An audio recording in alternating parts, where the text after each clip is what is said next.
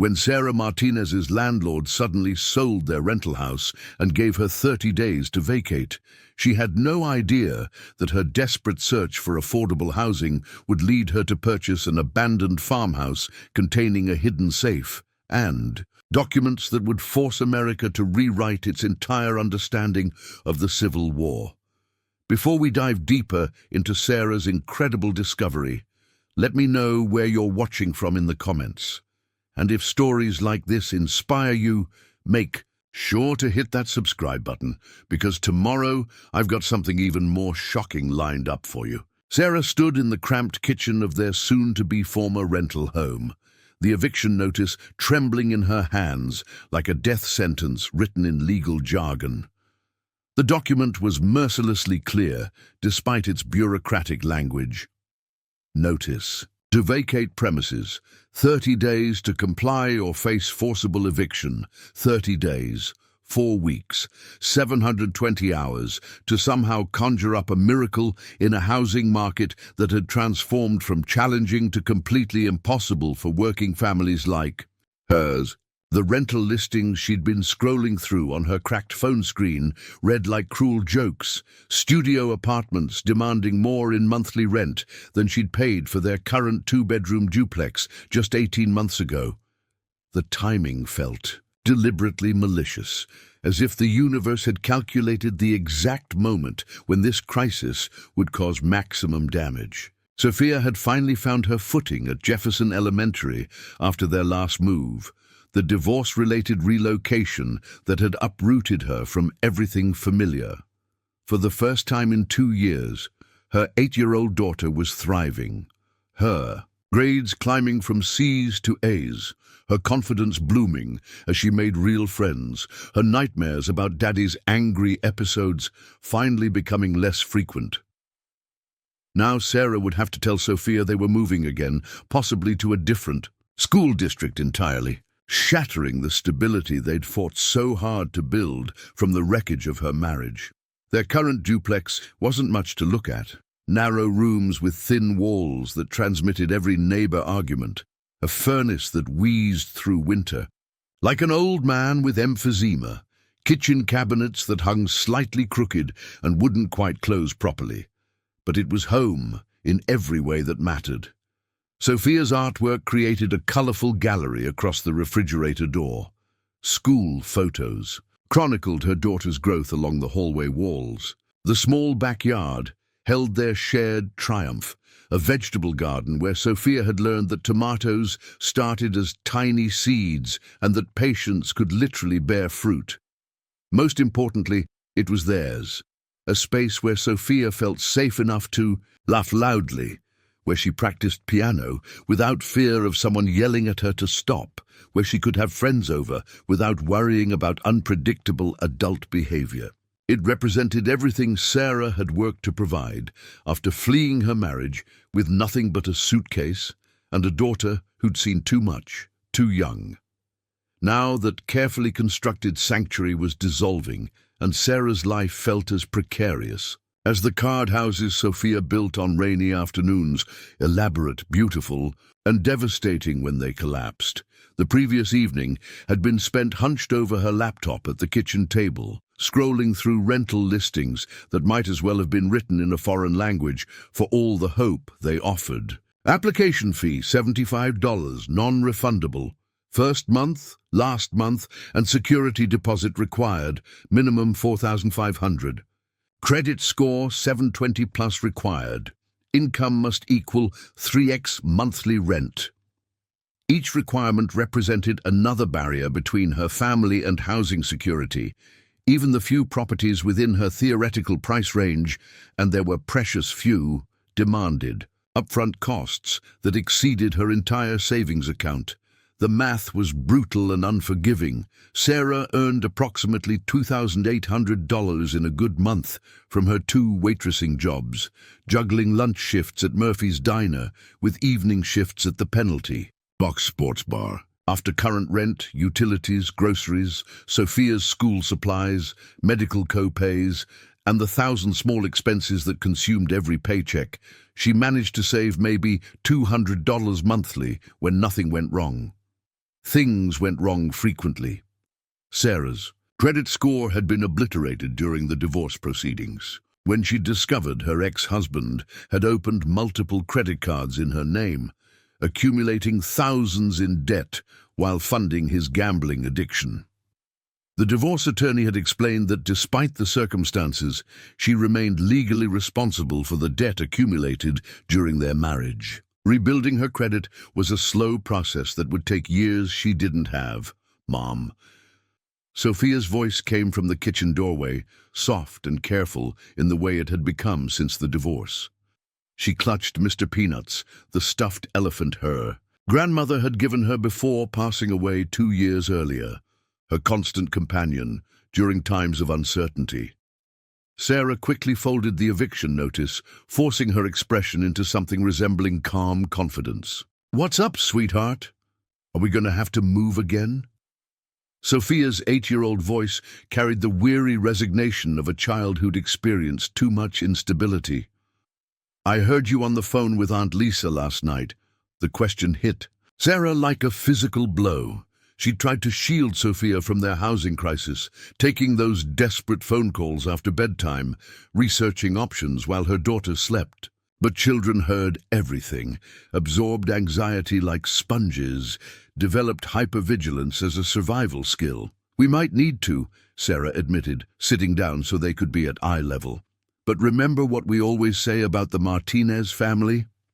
We're strong, and we figure things out together," Sophia recited, but her lower lip trembled slightly.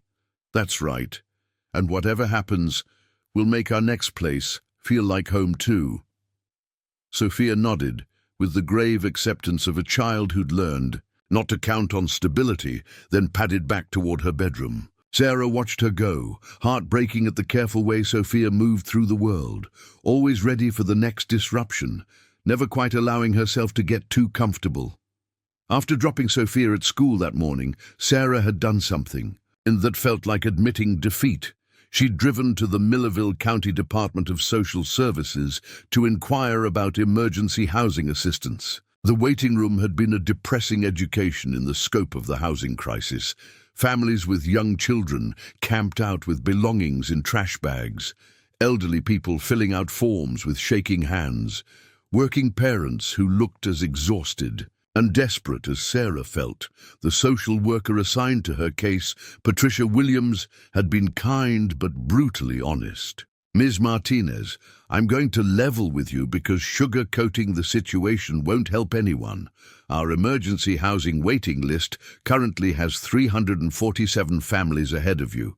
Even if we could fast-track your application, we're looking at a minimum 6-month wait." "What about temporary shelters?" Sarah had asked, the words tasting like ash in her mouth. Patricia had consulted her computer screen with the weary expression of someone delivering bad news multiple times daily. "Family shelters in our service area are at 127% capacity. We have people sleeping in churches, community centers, even cars. The best I can offer is this list of organizations that sometimes provide security deposit assistance, but most have exhausted their annual budgets already." Sarah had left the social services office with a folder full of phone numbers and applications, but zero immediate solutions. As she drove to her lunch shift at Murphy's Diner, she'd pass those ubiquitous billboards advertising luxury apartment communities. Starting at $2,150 a month, accompanied by images of granite countertops and swimming pools that might as well have been advertising trips to Mars for all their relevance to her life. The lunch shift had been typically chaotic, the Tuesday crowd of construction workers, retirees, and office employees grabbing quick meals between their own struggles. Sarah moved through her routine mechanically, refilling coffee cups, memorizing orders, calculating tips to the penny. But her mind kept circling back to the housing crisis, and she found herself eavesdropping on customer conversations with desperate attention.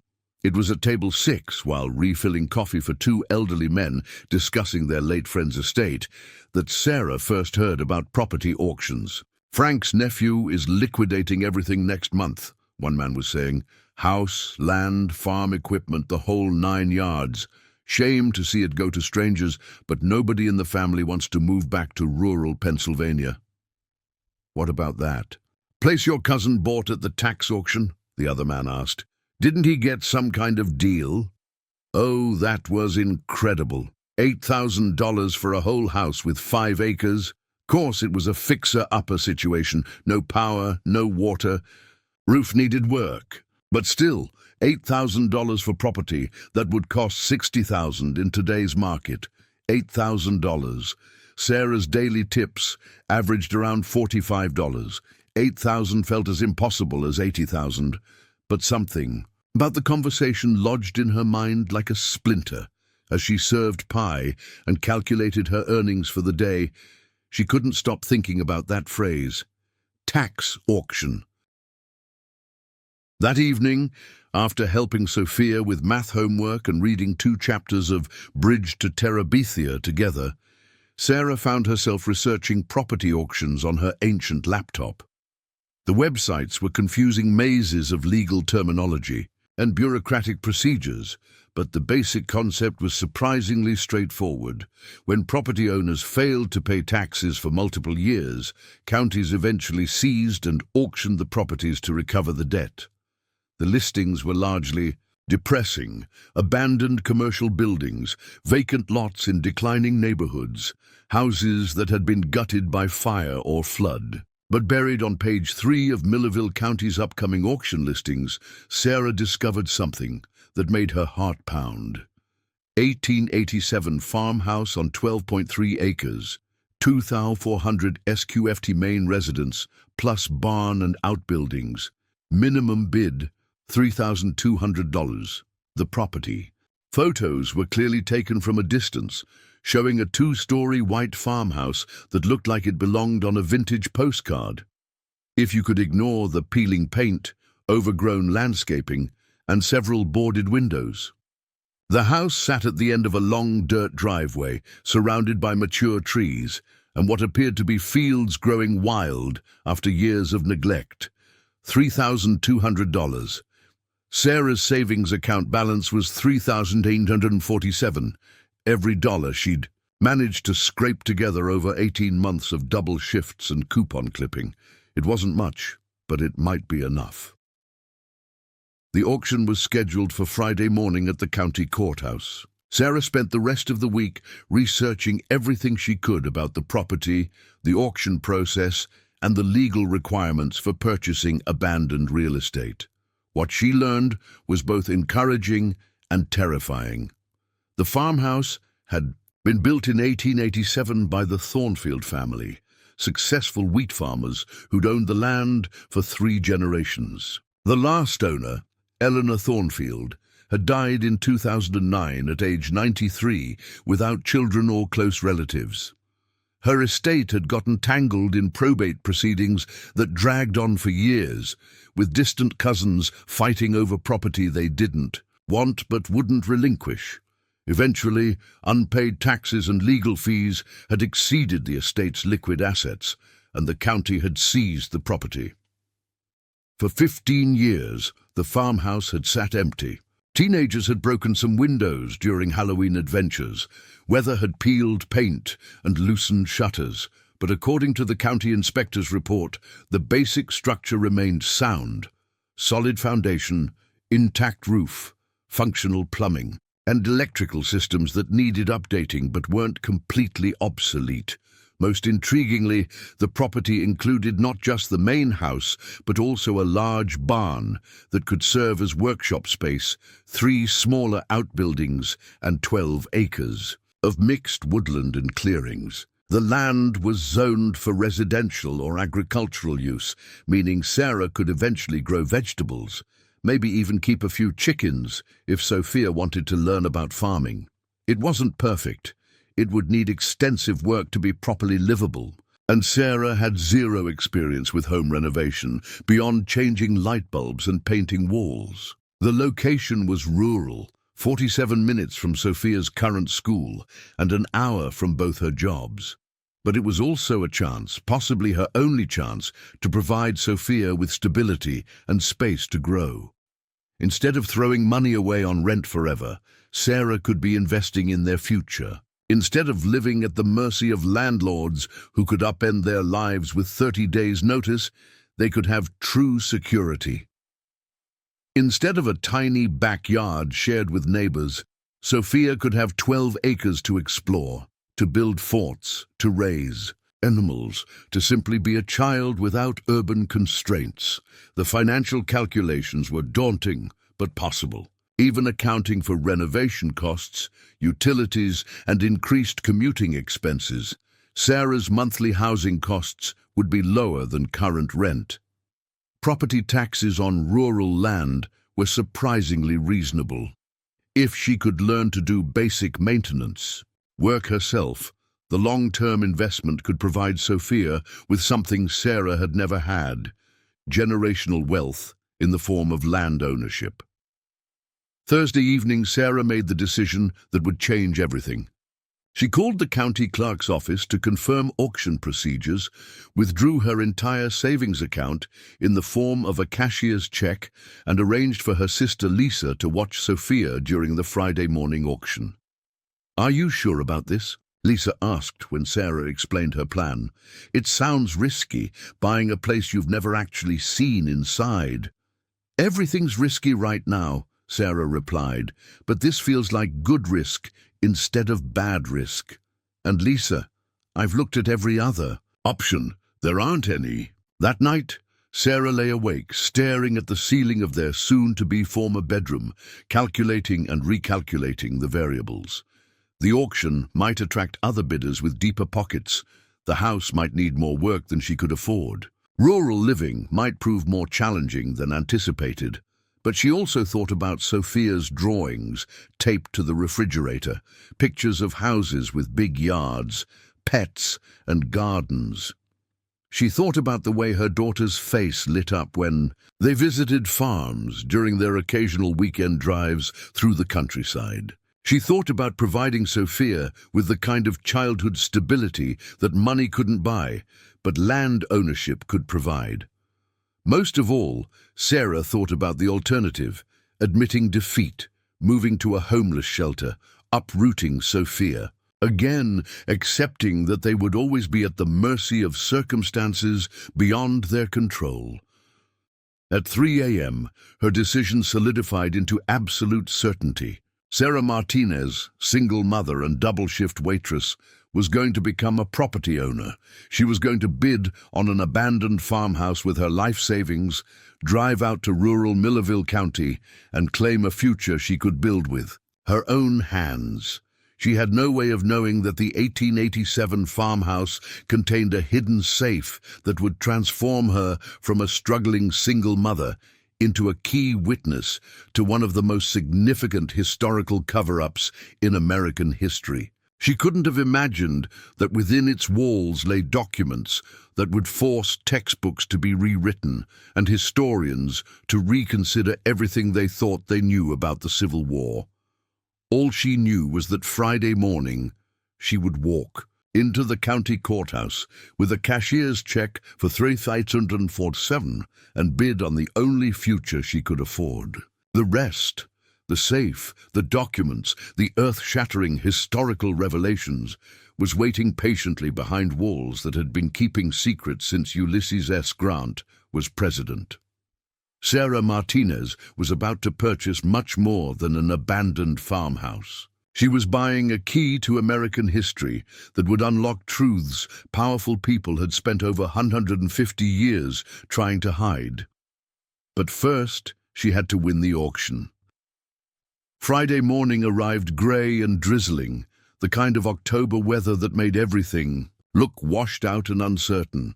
Sarah stood in front of her bedroom mirror at 6:30 a.m., trying to decide what one wore to potentially change their entire life. She'd settled on her best black slacks and a navy blazer she'd bought for job interviews, professional enough to be taken seriously, but not so fancy that she'd stand out among the other bidders who might attend the auction.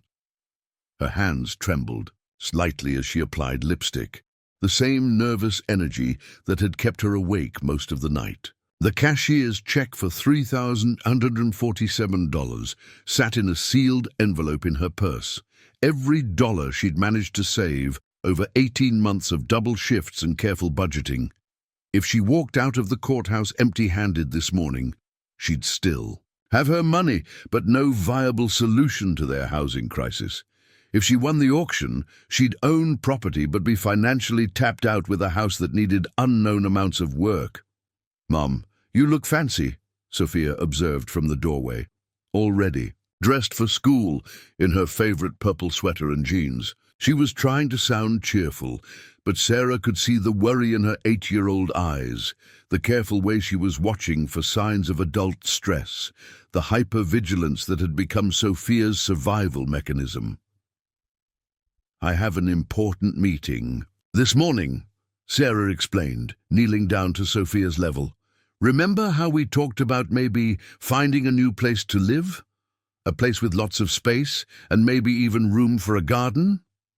Sophia nodded solemnly. "The house with the big yard that you showed me pictures of? That's right. Today I'm going to try to make that happen for us." What if it doesn't work? The question hit Sarah in the chest. Sophia had learned not to count on good things happening, not to get her hopes up too high. It was a painful adaptation to instability, a protection mechanism that no 8-year-old should need. "Then we'll figure out something else," Sarah said firmly. "But baby, I have a really good feeling about today. Sometimes, when you want something badly enough, and you're willing to work for it, the universe finds a way to help." After dropping Sophia at her sister Lisa's house, school didn't start for another hour, but Sarah needed to be at the courthouse early. She drove through the autumn countryside toward Millerville County. The 47-minute drive gave her too much time to think, to second-guess, to imagine all the ways this could go wrong. What if the house was in worse condition than the photos suggested? What if there were liens or legal complications she hadn't discovered? What if other bidders drove the price beyond her reach? What if she was making the biggest mistake of her life with money she couldn't afford to lose? But then she thought about Sophia's drawings taped to their refrigerator, pictures of houses with big windows, swing sets, and gardens full of vegetables. She thought about the way her daughter's face lit up during their occasional drives through farm country, pointing out horses and asking if they could ever live somewhere with space for animals. She thought about providing Sophia with the kind of childhood she herself had dreamed of but never experienced. The Millerville County Courthouse was the imposing brick building that had clearly been built during an era when government architecture was meant to inspire both respect and intimidation. Sarah parked her 12-year-old Honda between a new pickup truck and a Mercedes sedan, immediately wondering if she was out of her league financially. Inside, the auction was being held in a large conference room that smelled of old wood and bureaucracy. About 30 people had gathered, a mix of local real estate investors, contractors looking for flip opportunities, and a few individuals who, like Sarah, appeared to be regular people hoping to find an affordable home.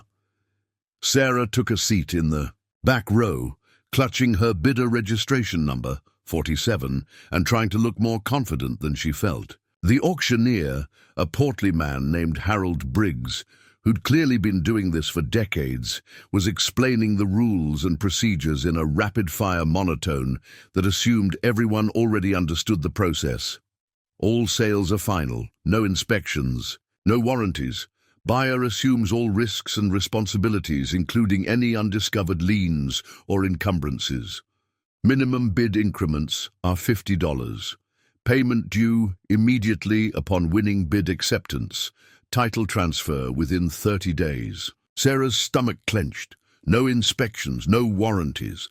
She was potentially about to spend her life savings on a property she'd never actually been inside, based on grainy photos and a county inspector's report from 2019. The first several properties up for auction were commercial buildings and vacant lots that sold quickly to obvious investors who bid with the casual confidence of people playing with house money. Sarah watched and learned, noting the rhythm of the bidding process, the way serious bidders signaled their intentions, the point at which amateurs typically dropped out. When the auctioneer finally called out, Lot 23, 1887, Farmhouse at 4847 Thornfield Road, 2,400 square feet, main residence plus barn and outbuildings on 12.3 acres. Sarah's heart began pounding so hard she was sure the entire room could hear it. Opening bid is $3,200, Briggs announced. Do I hear $3,200 for this beautiful piece of rural property? Sarah raised her bidder card, her hand surprisingly steady despite her internal panic. 3-2 from bidder 47, Briggs acknowledged. Do I hear $3,500? A man in the front row wearing work boots and a contractor's jacket raised his card. Sarah's heart sank. She'd hoped to win at the minimum bid, but that had clearly been naive thinking. 3-5 from bidder 12. Do I hear $4,000? Sarah raised her card again, mentally calculating how much room she had to maneuver. Her absolute maximum was $3,847, but she'd hoped to keep some money in reserve for immediate expenses. $4,000 from bidder 47. Do I hear $4,500? The contractor bid again. Then a woman in a business suit joined the bidding at $5,000. Sarah felt panic rising in her throat. This was already beyond what she could afford. But then something interesting happened. The contractor studied some papers in his lap, shook his head, and stopped bidding. The businesswoman took a phone call, spoke quietly for a moment, then also withdrew from the bidding. $5,000 from bidder 23, Briggs called out. Do I hear $5,500? Sarah hesitated. $5,000 was more than she had, but not by much. If she bid $5,500 and no one challenged her, she'd only be $650 over her budget.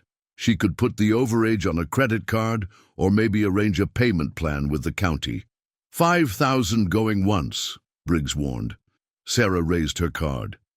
$5,500. From bidder 47. Do I hear $6,000? The room was quiet. The businesswoman was still on her phone call, looking frustrated.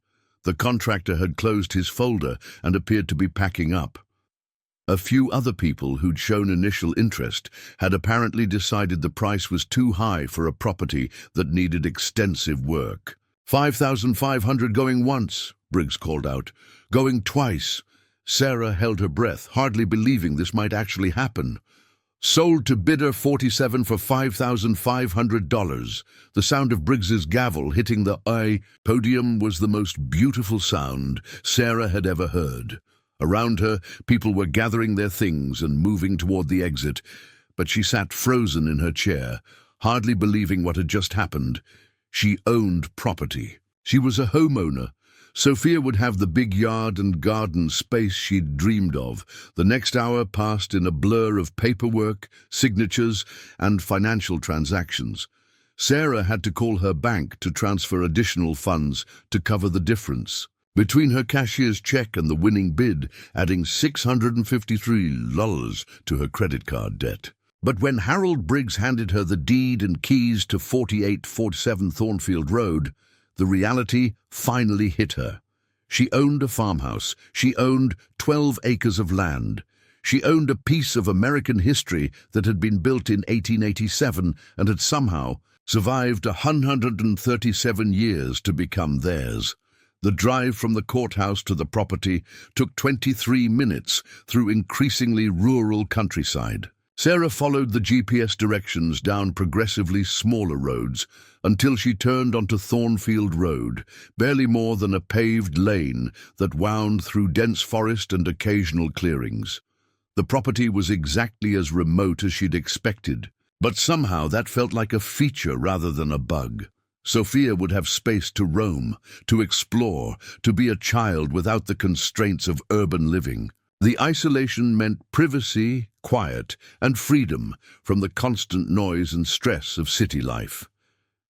When the GPS announced, "You have arrived at your destination," Sarah pulled into a long gravel driveway that hadn't been maintained in years.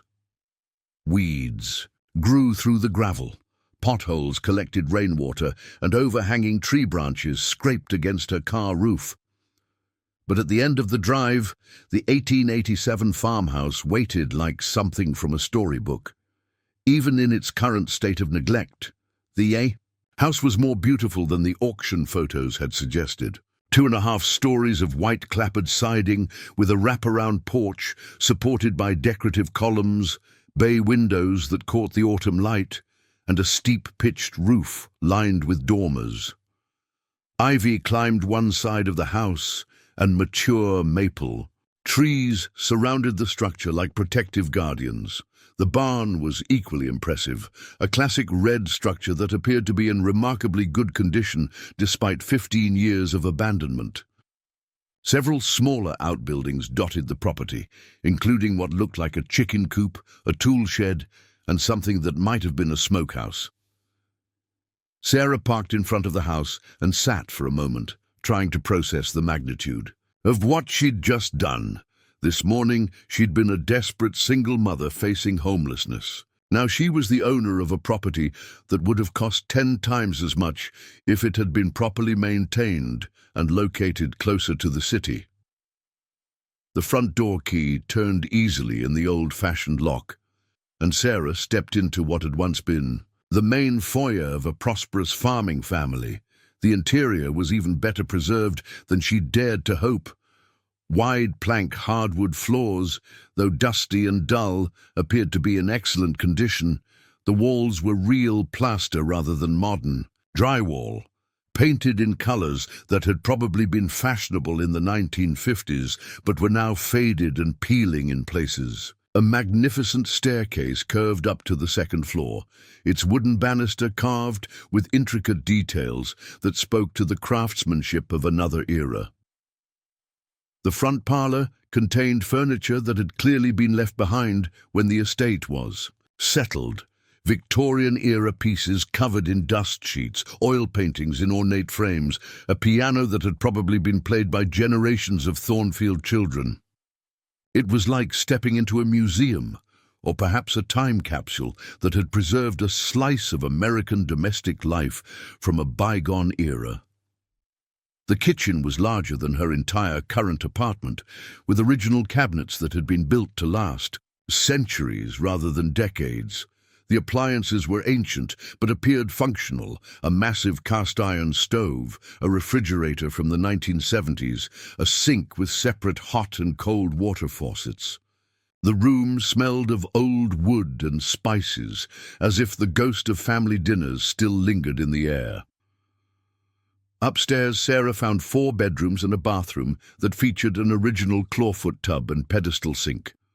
The bedrooms were spacious by modern standards, with tall windows that provided views of the surrounding woodland. Sophia would have her choice of rooms, plus space for friends to visit, plus room for Sarah to finally set up the home office she'd always dreamed of having.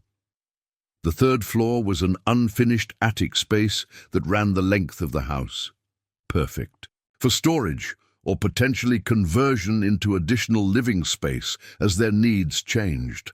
Sarah climbed the narrow stairs and found herself in a cathedral-like space with exposed beams and small windows that let in just enough light to reveal the possibilities.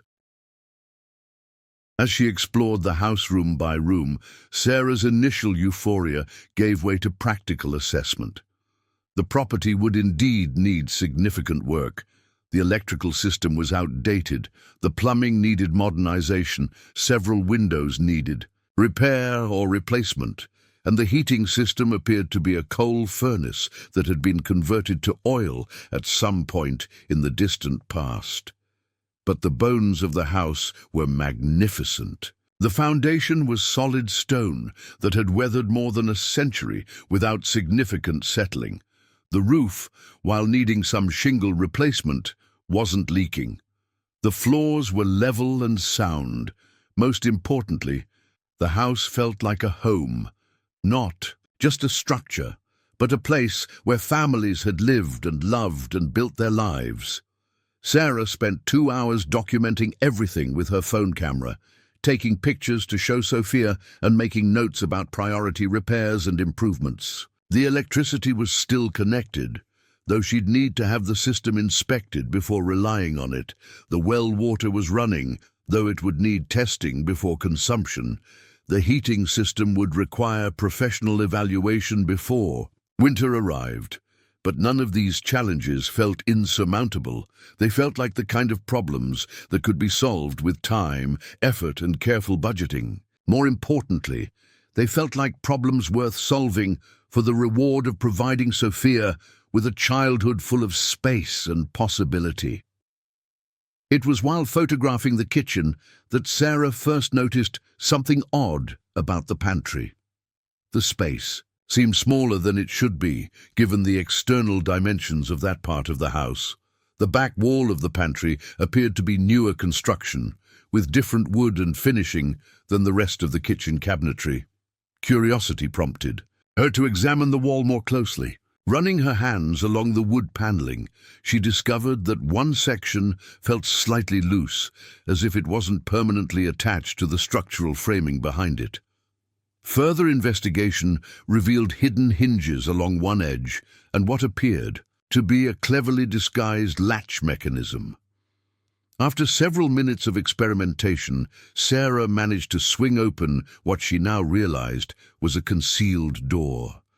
Behind the false wall was a small room, no more than 6 feet square, that clearly hadn't been part of the original house design. The space contained built-in shelving, a small desk, and what appeared to be a safe built into the floor beneath a removable wooden panel. Sarah stared at her discovery, heart racing with excitement and confusion. Who had built this hidden room? When? And most importantly, why? The safe was an old-fashioned model, probably installed in the early 1900s based on its design. It had a combination lock that would require the right sequence of numbers to open. Sarah tried a few obvious combinations: 1887 for the year the house was built, 1900, 2009 for the year Eleanor Thornfield had died, but none worked. The hidden room itself contained few clues about its purpose. The shelving was empty except for a few fragments of old paper and what looked like the remains of a leather-bound ledger that had mostly disintegrated with age. The desk drawers were empty but for dust and dead insects. But the very existence of the space suggested that the Thornfield family had been hiding something valuable enough to warrant this level of concealment. The room had clearly been built with great care and attention to secrecy. From the outside, even knowing it was there, the hidden door was nearly impossible to detect. As Sarah examined the space more thoroughly, she noticed something else interesting. The walls of the hidden room were lined with what appeared to be cedar planking, and the floor was covered with tin sheeting. These materials would have protected the contents from moisture, insects, and rodents, suggesting that whatever had been stored here was intended for long-term preservation. Sarah spent another hour exploring the rest of the house, but she couldn't stop thinking about the hidden room and its mysterious safe. What had the Thornfield family been hiding? What was valuable enough to warrant such elaborate concealment measures? The discovery added an entirely new dimension to her property purchase. She'd thought she was buying a fixer-upper farmhouse with historical character. Instead, she'd apparently acquired a piece of genuine historical mystery. As afternoon light began to fade, Sarah reluctantly locked up the house and began the drive back to pick up Sophia from her sister's place. The 47-minute commute would be challenging during winter weather, but it was manageable. More importantly, it was the price of giving Sophia the childhood they'd both dreamed of. "Did you get the house?" Sophia asked the moment Sarah walked into Lisa's kitchen. "We got the house," Sarah confirmed, and Sophia's squeal of delight was worth every dollar she'd spent and every risk she'd taken. "Can we go see it? Can we move in tomorrow? Does it really have a big yard?" "It has the biggest yard you've ever seen," Sarah promised. 12 acres of yard. That's bigger than 12 football fields put together. Sophia's eyes went wide with wonder. "Can we get chickens and maybe a dog and plant a really big garden?" "Eventually, yes, to all of those things. But first we need..." to do some work to make the house ready for us to live in. As Sarah helped Sophia pack her school backpack and gather her belongings, she told her sister about the day's events, the successful auction, the beautiful property, the extensive renovation needs, but she didn't mention the hidden room or the mysterious safe. Something instinctive told her to keep that discovery private until she understood more about what she'd found. That evening, after Sophia had fallen asleep, clutching her stuffed elephant and dreaming of their new life in the country, Sarah sat at her laptop, researching everything she could find about the Thornfield family and their 137-year-old farmhouse. What she discovered was intriguing, but frustratingly incomplete. The Thornfields had been prosperous wheat farmers who'd owned their land since the 1850s. They'd been pillars of the local community, contributing to the construction of churches and schools. During the Civil War, the family had apparently supported the Union cause, with 2 sons serving in Pennsylvania regiments, but there were gaps in the historical record, periods where the family seemed to disappear from local newspapers and public documents, only to reappear years later with unexplained prosperity. Eleanor Thornfield, the last family member, had lived as something of a recluse in her later years, rarely venturing into town and keeping to herself on the isolated farm. Most intriguingly, several local history websites mentioned rumors about the Thornfield property, references to hidden passages and secret rooms that had been part of local folklore for generations. Some sources suggested the farm had been a stop on the Underground Railroad, helping enslaved people escape to freedom. During the pre-Civil War period, if true, that would explain the hidden rooms Sarah had discovered.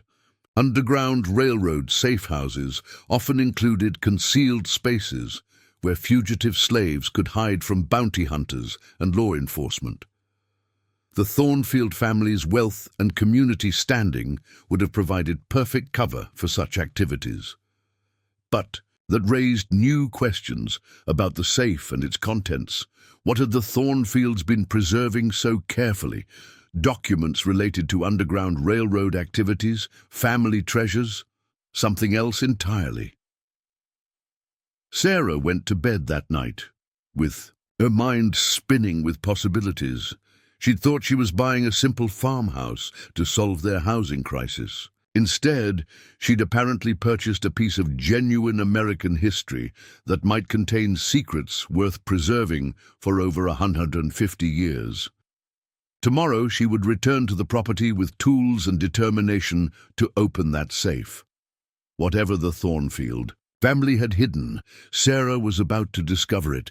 She had no idea that the contents of that 19th century safe would transform her from a struggling single mother into a key witness to one of the most significant historical cover-ups in American history. She couldn't have imagined that the documents waiting in that hidden room would force historians to reconsider fundamental assumptions about the Civil War and its aftermath.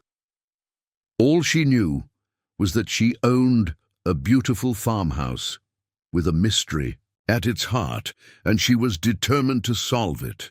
The Thornfield family had kept their secrets for 137 years. But Sarah Martinez was about to unlock truths that would rewrite American history textbooks and challenge everything scholars thought they knew about the most pivotal period in the nation's past. The safe was waiting. The truth was waiting. And tomorrow, Sarah would discover that some historical mysteries are too important to remain buried forever.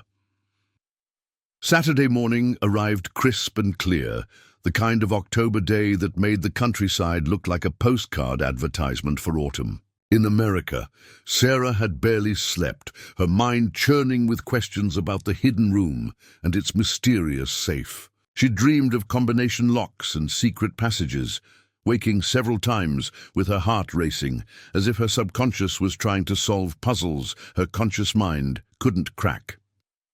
Sophia bounced out of bed at 7 a.m. with the infectious enthusiasm. only 8-year-olds could maintain before caffeine became necessary for human functioning.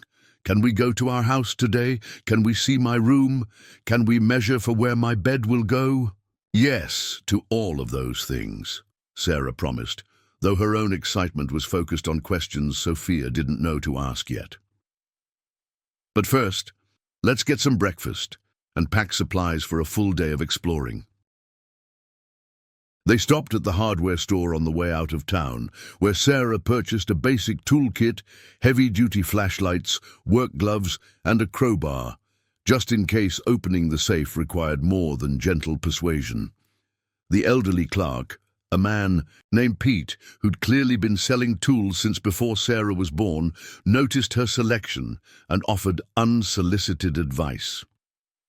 "Looks like you're planning some serious renovation work," he observed, ringing up the purchases. "That crowbar's a good choice. Houses from the 1800s, they built things to last, but sometimes you need leverage to convince old hardware to cooperate." "Actually, I'm trying to open an old safe," Sarah found herself admitting. "Found it in the Lee house I just bought, the old Thornfield place on Thornfield Road." Pete's expression shifted from friendly interest to something approaching surprise. "Eleanor Thornfield's place. Heard someone finally bought that at auction. You know, there's been stories about that property for decades. My grandfather used to talk about strange goings-on out there during the old days." "What kind of strange goings-on?" "Oh, you know how country stories get passed down and embellished over the years. Talk about secret rooms, hidden passages, folks coming and going at odd hours during the Civil War era." Pete lowered his voice conspiratorially. "Course, a lot of properties around here have similar stories. This whole area was Underground Railroad territory, folks helping slaves escape north to freedom. Makes sense there'd be hidden spaces and secret activities." Sarah's pulse quickened. "Have you ever heard anything specific about the Thornfield family?" "Well, they were prosperous folks, owned a lot of land, contributed to community projects, but my grandfather always said there was more to their story than met the eye. Said they had connections that went way up the ladder, if you know what. I mean, politicians, military folks, people with influence." Pete handed her the receipt and leaned forward slightly. "Tell you what, if you find anything interesting in that safe, bring it by the Historical Society. Mrs. Henderson over there, she's been collecting local Civil War artifacts for 30 years. She'd know if you found something significant." The drive to the farmhouse took 47 minutes through increasingly beautiful countryside painted in autumn reds and golds. Sophia pressed her face to the window, pointing out horses, cows, and the occasional hawk circling overhead. For her, this was pure adventure, moving to a place where she could have pets and gardens and space to run without worrying about traffic or strangers. For Sarah, the drive provided time to plan her approach to the safe. She'd researched old combination locks online the previous evening, learning that many safes from the early 1900s used significant dates as combinations. Birth years, wedding anniversaries, important historical events. If the Thornfield family safe followed typical patterns, the combination might be related to family history or major events in their lives. The farmhouse looked even more impressive in the bright morning sunlight.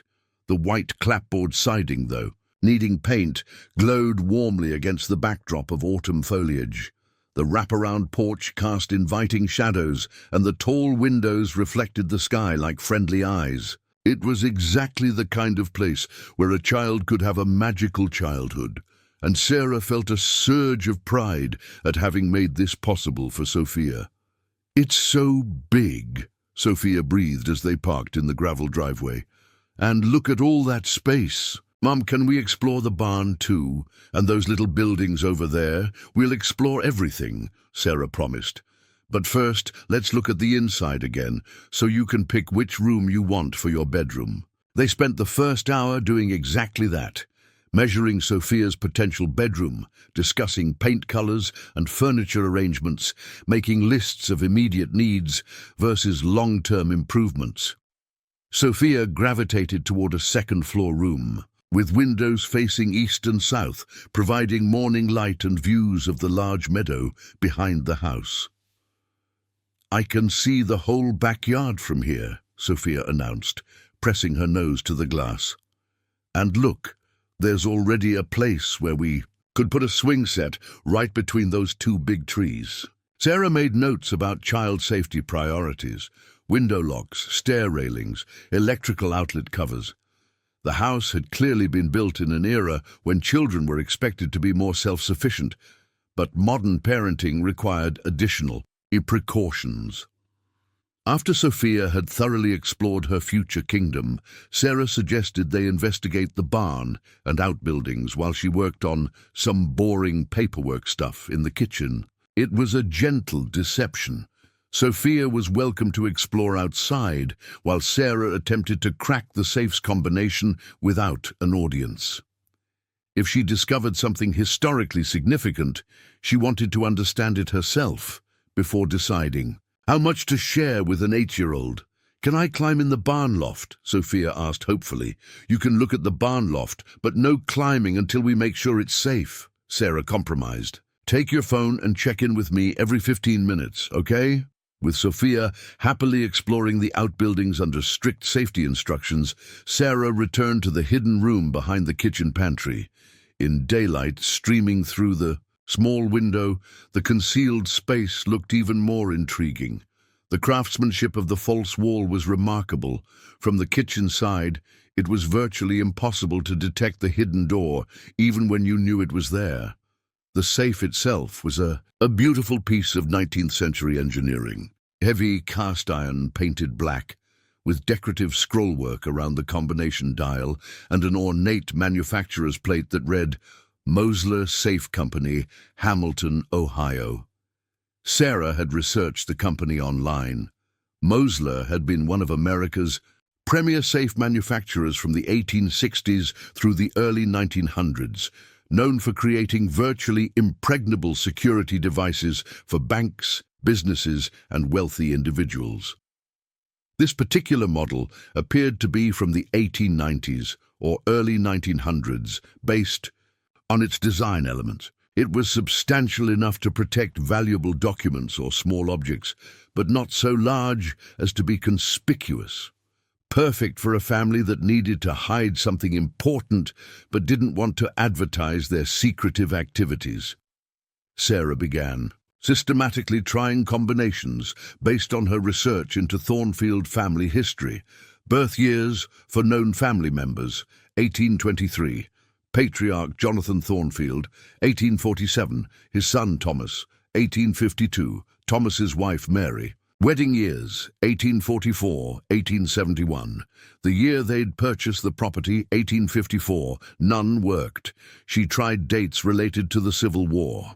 1861, war began. 1863, Gettysburg, Emancipation Proclamation. 1865, Lee's surrender. Still nothing. Local historical dates proved equally fruitless. 1787, Pennsylvania statehood. 1876, centennial celebrations. 1887, the year this house was built. After 45 minutes of failed attempts, Sarah sat back on her heels, frustrated but not defeated. Combination safes from this era typically used 3 or 4 numbers, and she'd been assuming the combination would be a significant year. But what if the Thornfields had used something more personal? Birth dates, addresses, even biblical references were common choices for security-conscious families. "Mum," Sophia's voice called from the kitchen, "can you come look at something weird I found in the barn?" Sarah reluctantly left the safe and followed Sophia outside to the red barn, which was indeed in remarkably good condition for a structure that had been abandoned for 15 years. The main doors opened easily, revealing a cavernous space with hand-hewn beams and wide plank flooring that spoke to the quality of 19th century craftsmanship. "Up there," Sophia pointed toward the loft area. "There's stuff up there, but it looks different from regular farm stuff." Sarah followed her daughter's gaze and saw what had caught Sophia's attention. The barn loft contained the expected collection of old farm equipment, hay bales, and miscellaneous storage. But tucked into one corner was a collection of items that seemed oddly out of place. Several large trunks, what appeared to be surveying equipment, and a stack of wooden crates marked with stenciled numbers and letters. "Stay here while I take a look," Sarah instructed, finding a sturdy ladder that led to the loft level. The items Sophia had spotted were indeed unusual for typical farm storage. The trunks were substantial leather-bound cases with brass hardware, the kind used for important documents or valuable possessions during long-distance travel. The surveying equipment included a transit telescope, measuring chains, and other instruments that would have been expensive and sophisticated for the 1800s. Most intriguingly, the wooden crates were marked with what appeared to be military or government codes, U.S. ComDep 1863 and Signal Corps 1864, and similar designations. Sarah pried open one of the crates, finding it packed with carefully wrapped instruments that looked like telegraph equipment or other communication devices. Another crate contained maps, dozens of detailed topographical maps covering areas throughout Pennsylvania, Maryland, Virginia, and surrounding states.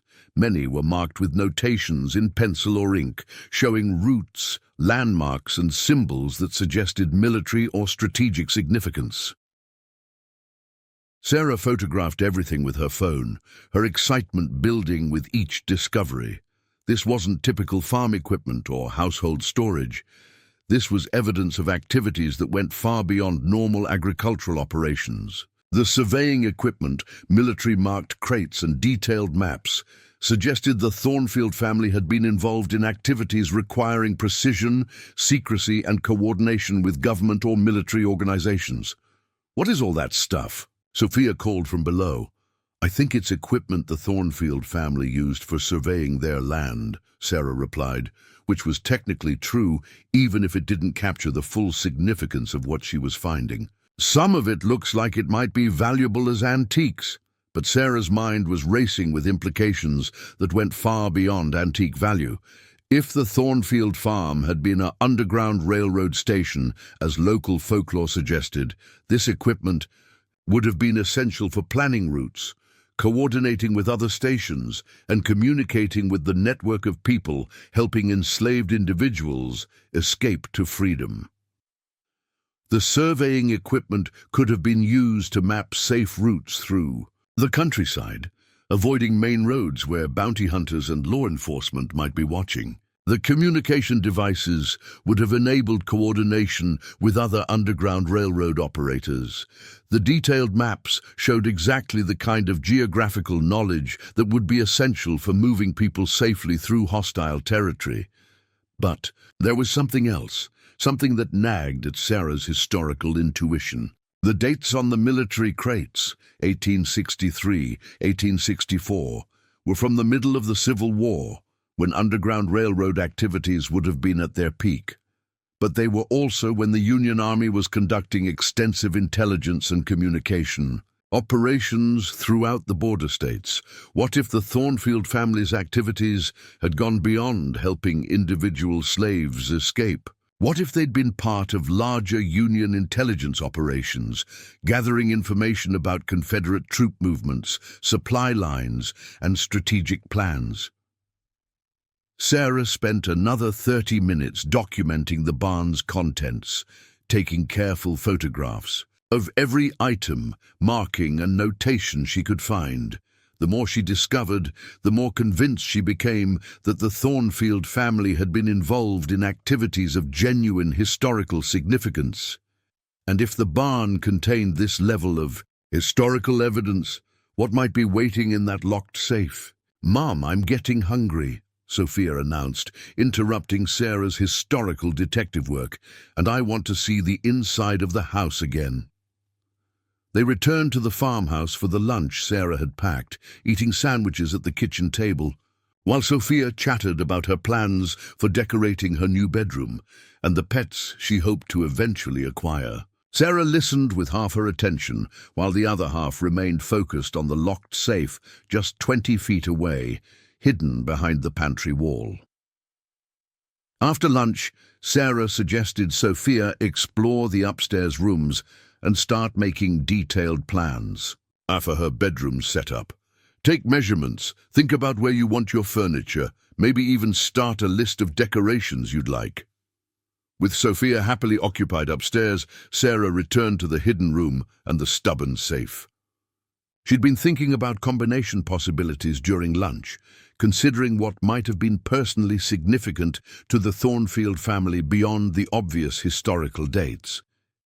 If they'd been involved in Underground Railroad activities, they might have used codes or numbers significant to that network. If they'd been working with Union intelligence operations, military codes or signal numbers might have been meaningful to them. Sarah tried various combinations related to Underground Railroad terminology: 1850, Fugitive Slave Act; 1831, Nat Turner Rebellion; 1844, beginning of peak Underground Railroad activity; nothing military codes from the Civil War era; 1861, 1862, 1863 in various combinations; signal corps numbers, telegraph codes, still nothing. Then Sarah had a different thought. What if the combination wasn't a date at all, but rather a street address, a biblical reference, or even a family member's birthday, expressed as month, day, year, she. They tried the farmhouse address, 4847. The safe's dial required 4 numbers, and there was a soft click as the 4th digit aligned. Sarah's heart raced. Had she found it? She turned the handle, but the safe remained locked. Close but not quite right. What about reversing the numbers? 7484. Another soft click, but still locked. Sarah sat back, thinking. The address was clearly part of the combination, but not the complete sequence. What if it was combined with something else? A year, perhaps, or another personally significant number? She tried 4847, followed by 1887, the year the house was built. But that gave her 8 digits for a 4-digit combination lock. What about just the last 2 digits of 1887? 4847? No, that was still the address. Wait, what about 4847? 2 separate 2-digit numbers instead of one 4-digit number. Sarah carefully dialed 48, then 47, listening for the subtle clicks that indicated proper alignment. Both numbers aligned perfectly. She held her breath and turned the handle. The safe door swung open with a satisfying click of well-maintained mechanical precision. Inside, Sarah found a collection of items that made her heart race with excitement and confusion. Document folders, rolled maps, leather-bound journals, and what appeared to be official correspondence in sealed envelopes. The first item she examined was a leather portfolio tied with ribbon.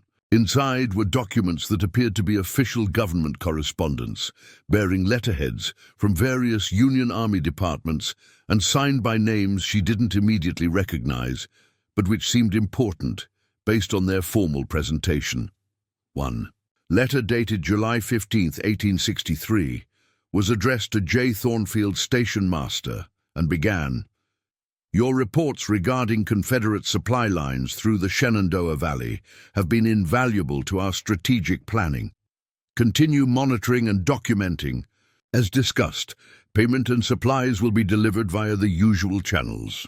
Another document, this one dated September 1864, appeared to be a detailed report written in Jonathan Thornfield's handwriting. Confederate artillery movement observed heading south on Valley Pike. Estimated 12 cannons with supply wagons. Destination, likely Winchester or Strasburg. Troop strength approximately 200 infantry, mostly Virginia regiments based on uniform observations. Sarah stared at the documents, hardly believing what she was reading. These weren't just Underground Railroad records. They were evidence that the Thornfield family had been active Union spies, gathering intelligence about Confederate military movements and reporting directly to Union Army Command. But there was more, much more. At the bottom of the safe, wrapped in oiled cloth, Sarah found a journal that appeared to span several decades. The earliest entries were dated 1859, the latest 1923, long after the Civil War had ended, but suggesting that whatever activities the Thornfield family had been involved in had continued for generations. She opened the journal carefully, its leather binding cracked but intact. The handwriting changed over the years, clearly written by different family members, but the format remained consistent. Dates, coded references to packages, deliveries, and special guests. But what made Sarah's hands tremble was the realization that the coded language in the later entries seemed to describe activities that went far beyond Civil War espionage. References to northern routes still secure and federal coordination maintained suggested ongoing operations well into the 20th century. One entry from 1898 read, "New procedures received from Washington. Protocol changes effective immediately. All previous arrangements remain valid pending federal review." Another from 1917. War Department coordination increased, additional resources allocated, maintain operational security at all levels. Sarah sat in the small hidden room, surrounded by documents that challenged everything she thought she knew about American history. The Thornfield family hadn't just been Civil War-era spies or Underground Railroad operators. They appeared to have been part of a continuing intelligence network that had operated for decades, possibly into the modern era. And if this was true, it raised profound questions about the nature of American intelligence operations, the extent of government surveillance activities, and the role of private citizens in covert operations that had never been publicly acknowledged. "Mom?"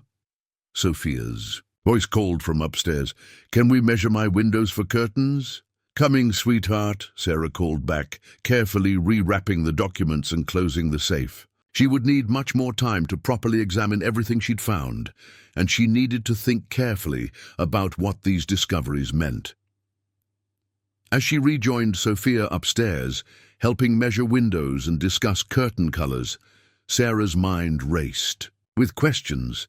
If the Thornfield family had been involved in ongoing intelligence operations for over 60 years, who had they been working for? What had they been doing?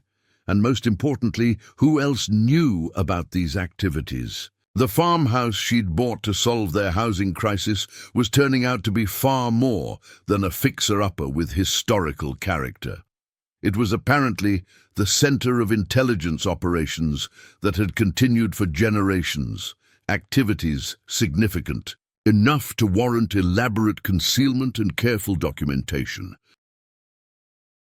Sarah had thought she was uncovering a piece of Civil War history. Instead, she was discovering evidence of something much larger, much more recent, and potentially much more dangerous. The Thornfield family had kept their secrets for over 150 years, but Sarah Martinez was about to learn that some secrets were too important to stay buried forever, and that discovering the truth sometimes meant accepting responsibilities she'd never asked for. Tomorrow, she would return with more time and better equipment to properly examine everything hidden in that safe. What she found there would transform her understanding not just of the Civil War, but of how American intelligence operations had actually functioned for over a century. The game was about to change, and Sarah was about to discover that buying an abandoned farmhouse had made her the custodian of secrets that could rewrite American history textbooks if she lived long enough to tell the story. Sunday morning found Sarah lying awake at 4:30 a.m., staring at the ceiling of their rental house while her mind churned through the implications of what she'd discovered. The documents hidden in the Thornfield safe had occupied her thoughts all night, presenting questions that challenged everything she thought she knew about American history. The Civil War espionage activities were fascinating, but historically plausible. Union intelligence operations had been extensive, and it made sense that rural farms like the Thornfields would have served as observation posts for monitoring Confederate troop movements. But the evidence of continuing operations well into the 20th century suggested something far more significant than a simple wartime intelligence network.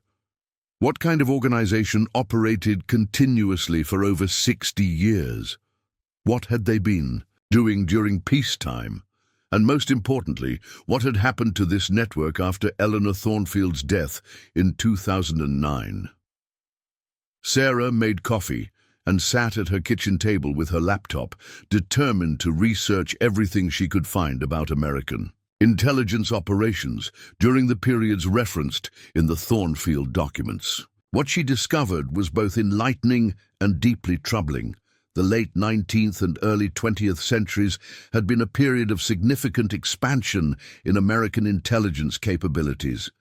The Spanish-American War, World War I, and the growing complexity of international relations had prompted the federal government to develop more sophisticated information-gathering networks. But most historical accounts focused on official agencies and military intelligence units. What Sarah found almost no documentation of was the kind of long-term, civilian-based intelligence network that the Thornfield documents seemed to describe. Official histories mentioned cooperation with civilian assets and private intelligence sources, but provided few details about how such networks actually operated or how long they remained active. It was as if an entire dimension of American intelligence history had been systematically excluded from public records and academic research. By 6 a.m., Sarah had made a decision that would change everything. She needed to return to the farmhouse with better equipment and more time to properly examine all the documents in the safe. More importantly, she needed to search the house systematically for additional evidence. If the Thornfield family had been involved in intelligence operations for 60 years, there had to be more documentation somewhere. After dropping Sophia off at Lisa's house with a vague explanation about spending the day working on house projects, Sarah drove to the farmhouse with a cooler full of snacks, a thermos of coffee, and equipment she'd purchased during an early morning hardware store run. A high-powered magnifying glass, document preservation supplies, and a scanner capable of creating digital copies of fragile papers. The farmhouse looked peaceful in the morning sunlight, its Victorian architecture creating a picture of rural tranquility that belied the secrets hidden within its walls. Sarah let herself in through the front door, but instead of going directly to the hidden room, she decided to conduct a systematic search of the entire house.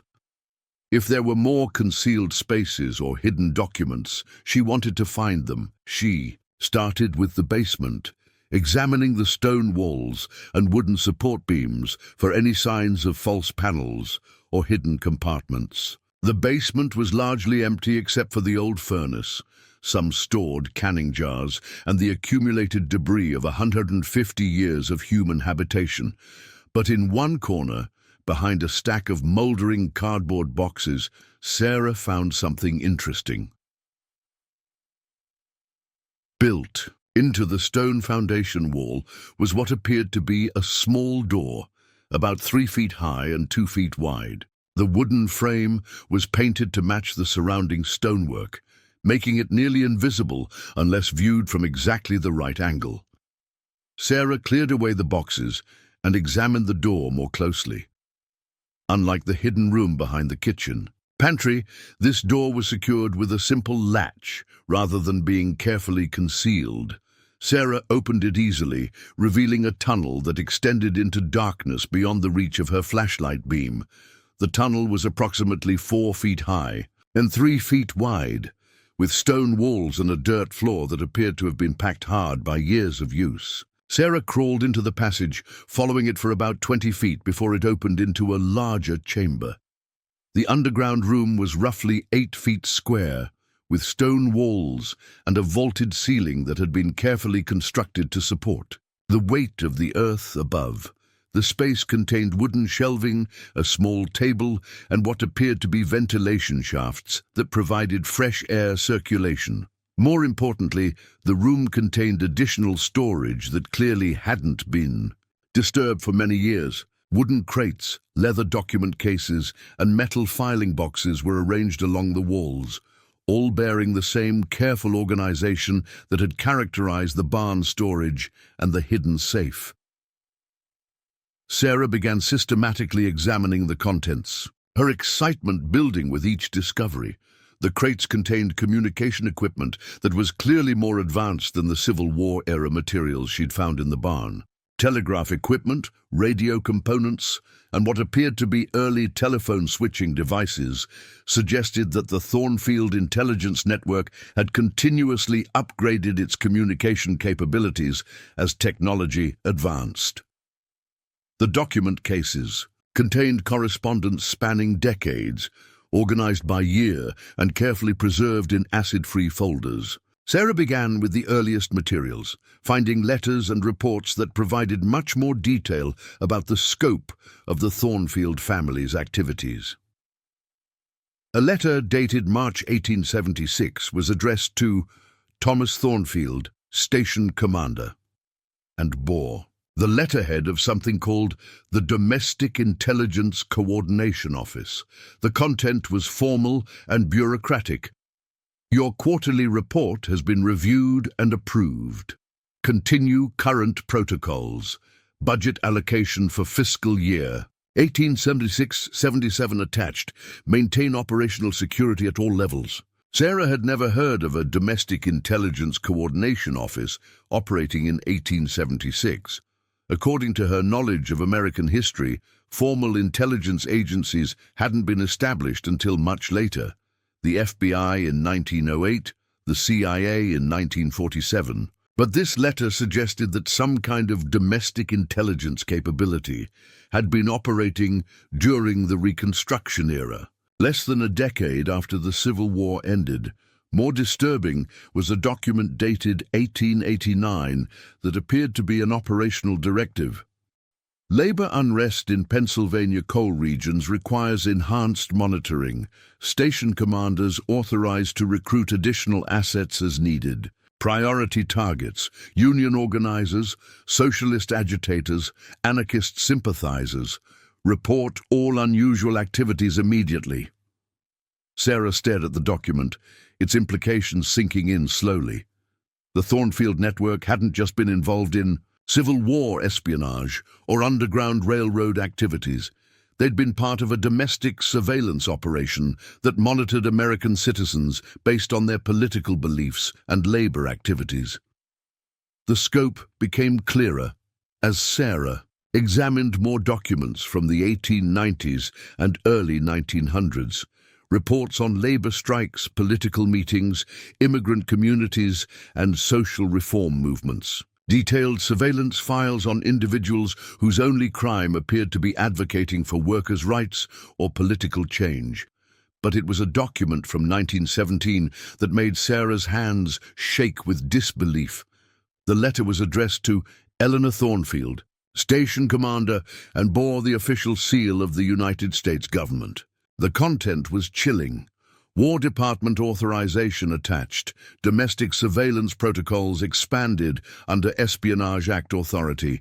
Priority targets include German Americans, pacifist organizations, socialist publications, anti-war activists. Enhanced reporting requirements effective immediately. Funding increased accordingly. Eleanor Thornfield, the reclusive woman who had lived alone in this farmhouse until her death in 2009, had been the commander of a domestic surveillance operation that had monitored American citizens for their political beliefs during World War I. And according to the documents, this operation had continued for decades afterward. Sarah found reports from the 1920s targeting labor organizers and communist sympathizers. Files from the 1930s monitoring civil rights activists and political dissidents. Documents from the 1940s and 1950s that used language eerily similar to what she knew about McCarthyism and the Red Scare. But most shocking of all was the discovery that the network's activities had continued well beyond what any historical account had documented. Reports from the 1960s targeted civil rights leaders, anti-war protesters, and student activists. Files from the 1970s and 1980s monitored environmental groups, feminist organizations, and political reform movements. The Thornfield family hadn't just been involved in a Civil War-era intelligence network. They had been part of a domestic surveillance operation that had been active for over 120 years, monitoring American citizens who engaged in political activities that someone in the federal government considered threatening. Sarah spent the next 3 hours systematically photographing and cataloguing everything she found in the underground room. The scope of the surveillance network was staggering. Hundreds of individual files, thousands of pages of reports, evidence of coordination with government agencies whose existence had never been publicly acknowledged. Most disturbing were the files that documented not just surveillance, but active measures taken against American citizens. Reports of careers destroyed, businesses bankrupted, families torn apart by rumors and investigations. Evidence that the network had been used not just to gather information, but to actively disrupt the lives of people whose political beliefs were deemed unacceptable. One file from 1965 detailed the systematic harassment of a civil rights lawyer whose only crime had been representing clients who challenged segregation laws. Another from 1973 described efforts to discredit an environmental activist who had been investigating corporate pollution. A third from 1982 documented surveillance of a journalist who had been investigating government corruption. As Sarah reviewed file after file, a pattern emerged that chilled her to the bone. The network hadn't just been monitoring dissidents, it had been actively working to neutralize them, using techniques that ranged from character assassination to economic warfare to what appeared to be physical intimidation. And all of this had been happening under the authority of government agencies that claimed to be protecting American democracy while systematically violating the constitutional rights of American citizens. But the most shocking discovery was yet to come. At the bottom of the largest filing box, Sarah found a collection of documents that were clearly more recent than the others. The paper was newer, the printing technology more advanced, and the dates were from the 1990s and early 2000s. These documents weren't historical artifacts. They were evidence of active operations that had continued until very recently. A memorandum, dated 1998, discussed modernization of surveillance capabilities and integration with digital communication systems. A report from 2003 described enhanced coordination with federal agencies and expanded targeting criteria for domestic threats. Most shocking of all was a document dated 2007, just 2 years before Eleanor Thornfield's death, that appeared to be a succession plan. Station commander transition protocols outlined procedures for maintaining operational continuity in the event of Eleanor's incapacitation or death. The document listed several potential successors, all described by code names and security clearances. But what made Sarah's blood run cold was the final paragraph. In the event that no qualified successor can be identified, all operational materials shall be secured pending federal review. Property disposal shall be coordinated with appropriate agencies to ensure operational security. Sarah realized she was looking at evidence that the Thornfield intelligence network had been active until at least 2007, and possibly until Eleanor's death in 2009. The farmhouse she'd purchased at auction hadn't been abandoned for 15 years. It had been the center of active intelligence operations for most of that time. More importantly, the succession plan suggested that someone in the federal government had been expecting to maintain control over the property and its contents. The fact that it had ended up in a tax auction indicated that something had gone wrong with those plans. Sarah sat in the underground room, surrounded by 150 years of evidence documenting systematic violations of American citizens' constitutional rights, and realized that she was now in possession of information that powerful people had spent decades trying to keep secret. The implications were staggering. If this network had been operating continuously from the Civil War through the early 21st century, it represented one of the longest-running intelligence operations in American history.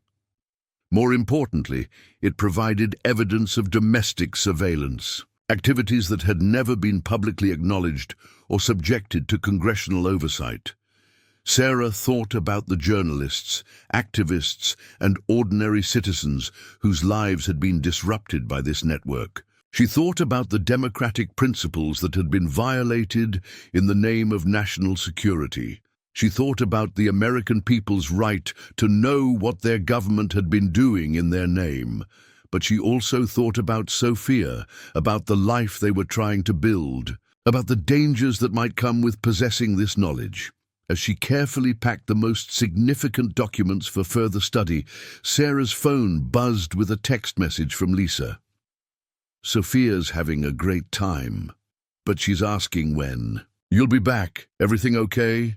Sarah checked the time and realized she'd been in the underground room for over 4 hours. The sun was beginning to set, and she needed to return to her daughter and the ordinary world of single parenthood and daily survival.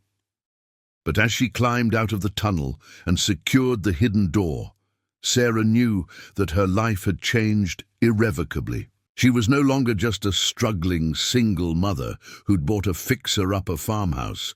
She was now the custodian of secrets that could expose one of the most significant violations of civil liberties in American history.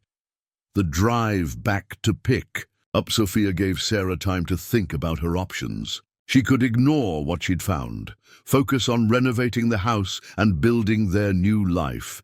She could contact historical societies or academic researchers who might be interested in the Civil War materials while keeping the more recent documents private. Or she could try to find a way to expose the truth about the surveillance network, knowing that doing so might put herself and Sophia in danger. "How was your day at the house?" Sophia asked as they drove home. "Productive," Sarah replied.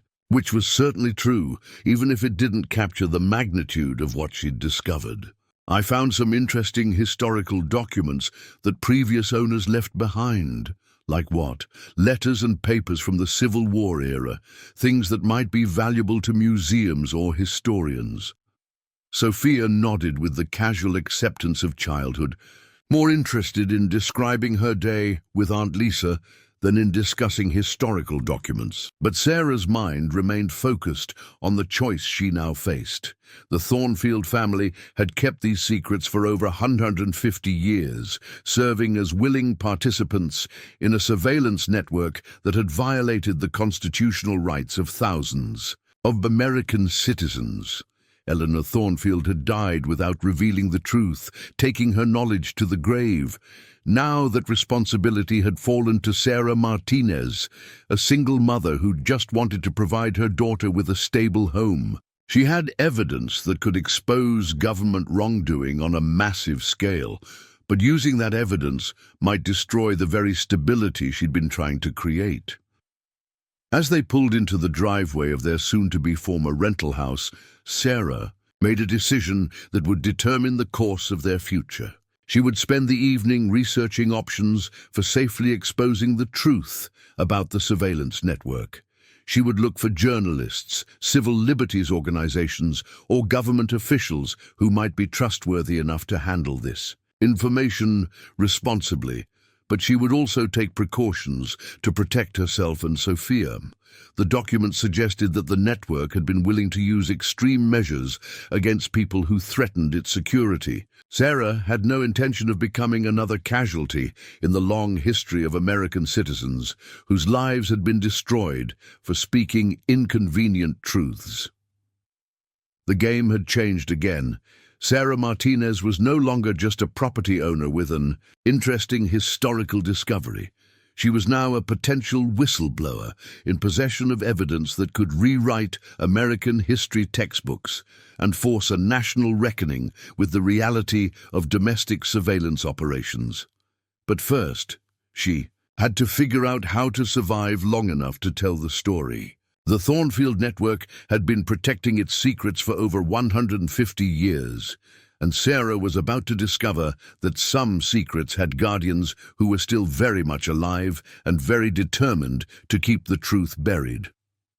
Tomorrow, she would return to the farmhouse with a different mission. Instead of exploring her new home, she would be documenting evidence of one of the most significant violations of civil liberties in American history.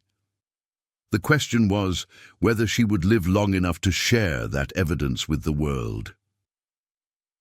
The hidden room had revealed its secrets. Now Sarah had to decide what to do with the most dangerous knowledge she'd ever possessed. 10 years had passed since Sarah Martinez first discovered the hidden safe in the Thornfield farmhouse pantry. As she stood before the packed auditorium at Georgetown University, delivering what would become known as the Martinez Lecture on Government Accountability and Civil Liberties, she barely recognized the desperate single mother who had once needed $3,200 to solve a housing crisis.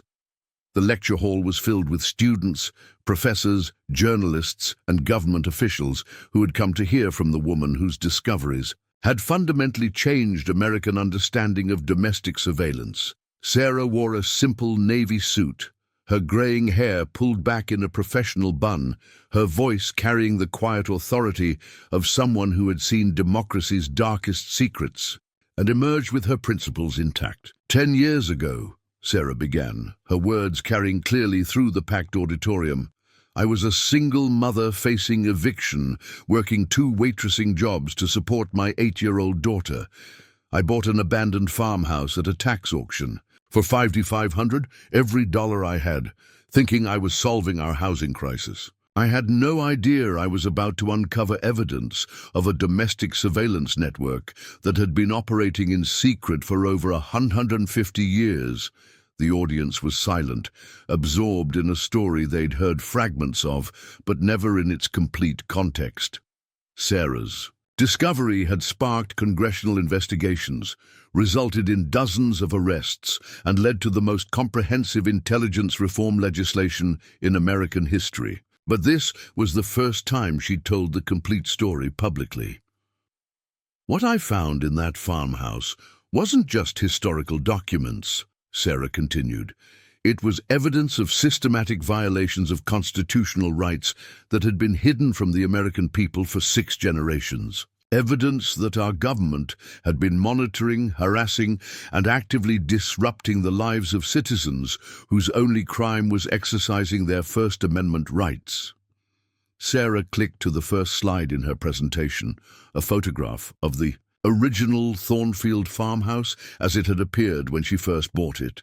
The audience could see the peeling paint, overgrown yard, and boarded windows that had hidden one of the most significant historical discoveries of the 21st century. The Thornfield Network, as it came to be known, had operated continuously from 1862 through 2009. It had monitored civil rights leaders, labor organizers, anti-war protesters, environmental activists, and thousands of ordinary Americans whose political beliefs were deemed threatening by someone in the federal government.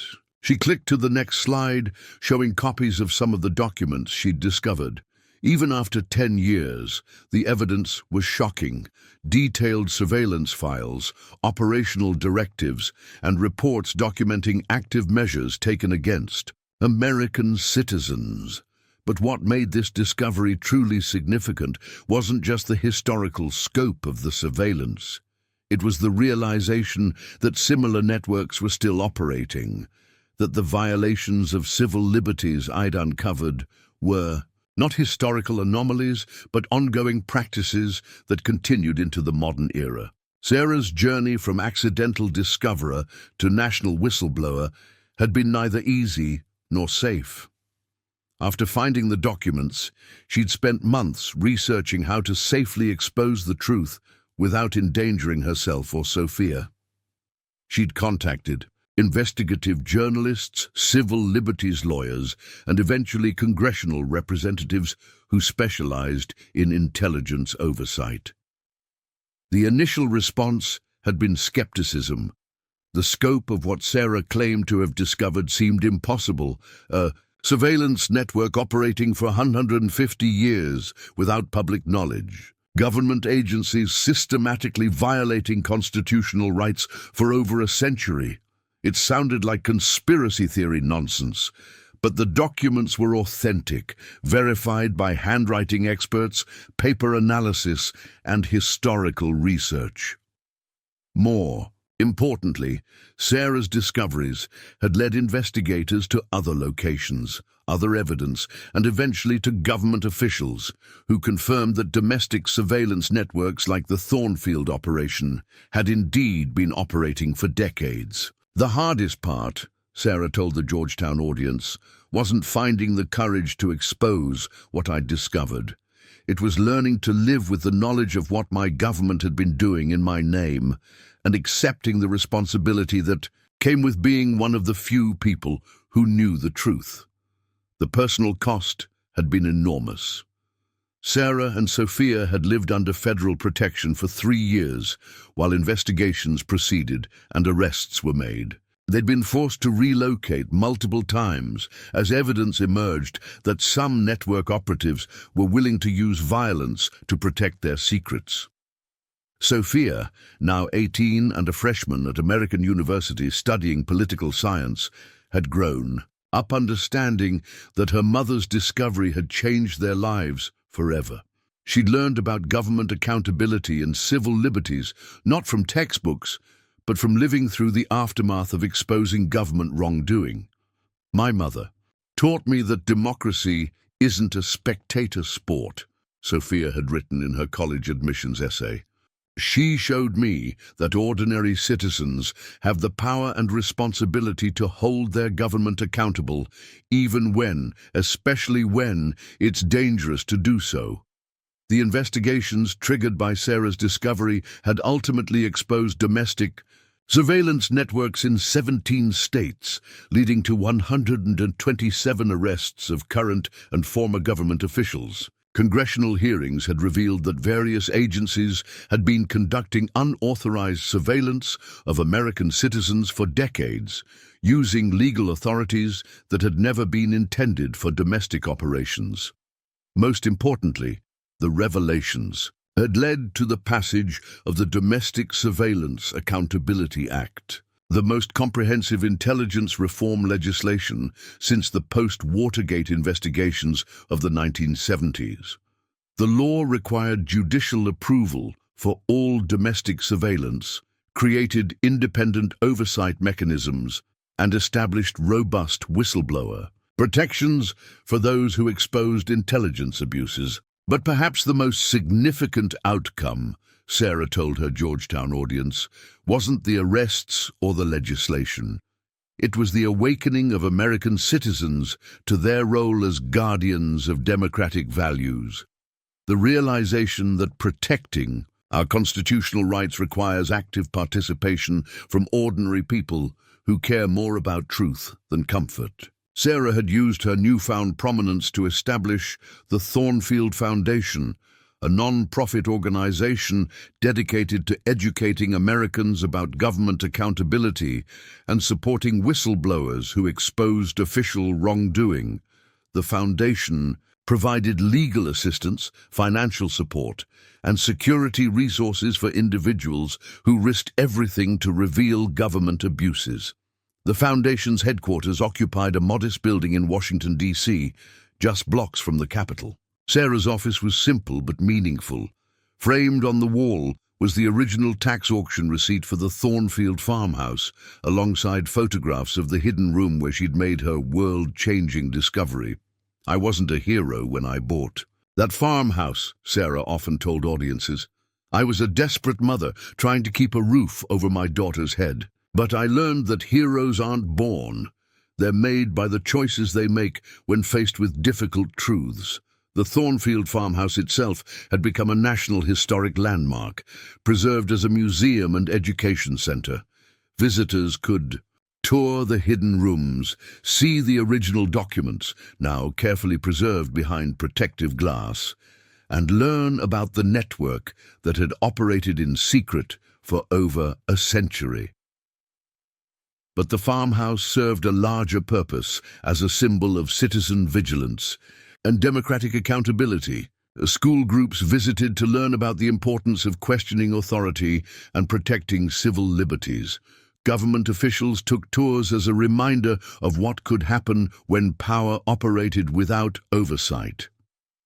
The most important lesson, Sarah concluded her Georgetown lecture, is that democracy survives because ordinary citizens choose to defend it.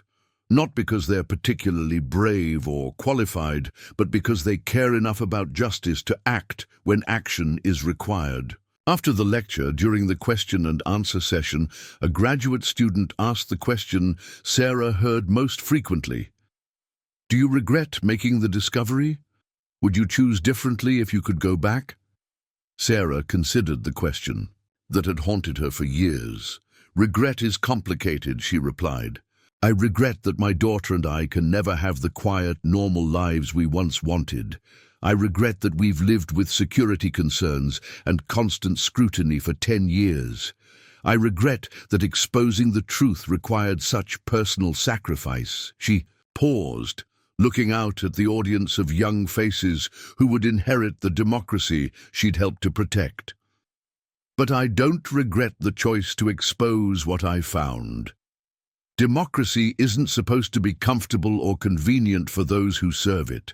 Sometimes protecting democratic values requires citizens to risk everything they hold dear." The impact of Sarah's revelation extended far beyond American borders. The Thornfield documents had exposed connections between domestic surveillance, networks and intelligence agencies in allied countries, leading to investigations and reforms in Canada, the United Kingdom, Australia, and several European nations. International civil liberties organizations had used the Thornfield case as precedent for demanding greater oversight of intelligence activities worldwide. The European Union had passed comprehensive surveillance reform legislation, partly in response to revelations about coordinated intelligence sharing that violated citizens' privacy rights. But perhaps the most meaningful recognition came from unexpected sources. On the 10th anniversary of her discovery, Sarah received thousands of letters from ordinary Americans whose lives had been touched by her courage. A high school teacher from Montana wrote, "My students study your story in our civics class. You showed them that regular people can make a difference when they choose to act on their principles." A retired factory worker from Ohio sent a note saying, "My union was probably watched by people like those you exposed. Thank you for proving that someone was finally watching the watchers." A young journalist from California wrote, "Your story inspired me to pursue investigative reporting. I want to be someone who asks the hard questions and holds power accountable." Letters filled several filing cabinets in Sarah's office, a testament to the ripple effects of individual courage. Each represented someone who had been inspired to become more engaged in protecting democratic values, more skeptical of government claims, more willing to ask difficult questions. As Sarah drove home from Georgetown through the Virginia countryside, she reflected on the journey that had brought them to this point. The desperate morning when she'd needed $5,500 to buy a house had become a symbol of how small moments could have extraordinary consequences, how ordinary people could become guardians of extraordinary values. Sophia, now pursuing a degree in political science with plans to attend law school, had chosen her own path of public service. She wanted to work for organizations that protected civil liberties and government accountability, carrying forward the work her mother had begun accidentally but continued intentionally. "I used to be embarrassed that we couldn't have a normal life," Sophia had told Sarah recently, "but now I understand that we were never meant for normal. We were meant to be part of something bigger, something that matters." The Thornfield farmhouse had long since been renovated and opened to the public, but Sarah sometimes returned alone to walk through the rooms where she'd made her world-changing discovery. The hidden safe was still there, now empty but preserved as a reminder of the secrets it had contained. Standing in that small concealed room, Sarah would sometimes wonder about Eleanor Thornfield, the woman who had taken the network's secrets to her grave. Had she ever questioned what she was part of? Had she ever considered exposing the truth? What had kept her silent for so many decades? But Sarah had chosen differently. When faced with evidence of systematic violations of American citizens' constitutional rights, she had chosen transparency over safety, truth over comfort, democratic accountability over personal security. The surveillance network that had operated for 150 years was gone, dismantled by congressional investigations and criminal prosecutions. The victims of its activities had been acknowledged and, where possible, compensated. The legal authorities that had enabled domestic surveillance abuses had been reformed or repealed. Most importantly, the American people now knew that their government was capable of systematic violations of constitutional rights, and they had better tools for preventing such abuses in the future. "Democracy isn't a problem to be solved," Sarah would tell audiences. "It's a commitment to be renewed every day by every citizen who chooses participation over passivity, truth over comfort, accountability over convenience." The tax auction receipt remained framed in her office, a reminder that history often turned on the smallest moments, the most desperate circumstances, the simple choice to do what was right, even when everything argued for doing what was easy. Sarah Martinez had entered the Thornfield farmhouse as a struggling single mother desperate for affordable housing. She had emerged as a guardian of democratic values, someone who had proven that ordinary citizens could change history when they chose courage over comfort, truth over security, democratic accountability over authoritarian convenience. The surveillance network's 150-year reign of secrecy was over. Democratic oversight had been strengthened, constitutional rights were better protected, and the mother and daughter from rural Virginia had shown the world that in America, the people still had the power to hold their government accountable. But perhaps most importantly, they had inspired a generation of citizens to become active participants in democracy, to ask difficult questions, to demand honest answers, and to never assume that someone else was watching the watchers. The game had been played, and democracy had won. But Sarah knew that the game never really ended.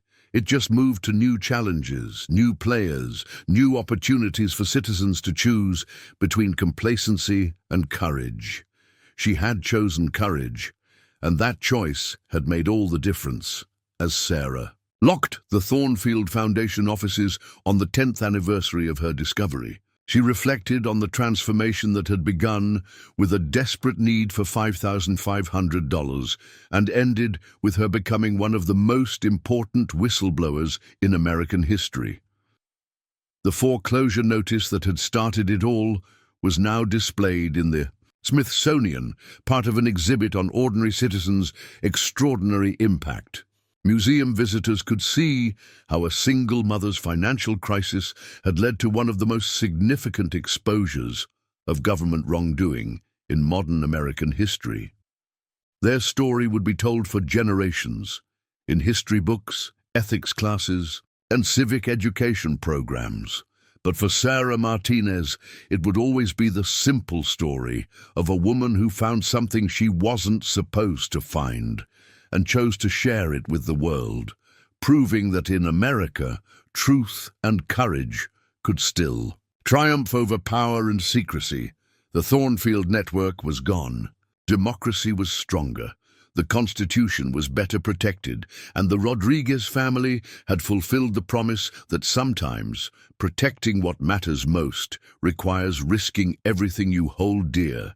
Their transformation was complete, from desperate survivors to guardians of democracy. Their legacy was secure, proof that ordinary citizens can do extraordinary things when they choose to defend the values that make freedom possible. The hidden safe had given up its secrets. The truth had prevailed. And Sarah Martinez had learned that democracy survives not because of its institutions, but because of its citizens, people willing to risk everything to ensure that government serves the people, not the other way around. Up next, you've got two more standout stories right on your screen. If this one hit the mark, you won't want to pass these up. Just click and check them out, and don't forget to subscribe and turn on the notification bell so you don't miss any upload from us.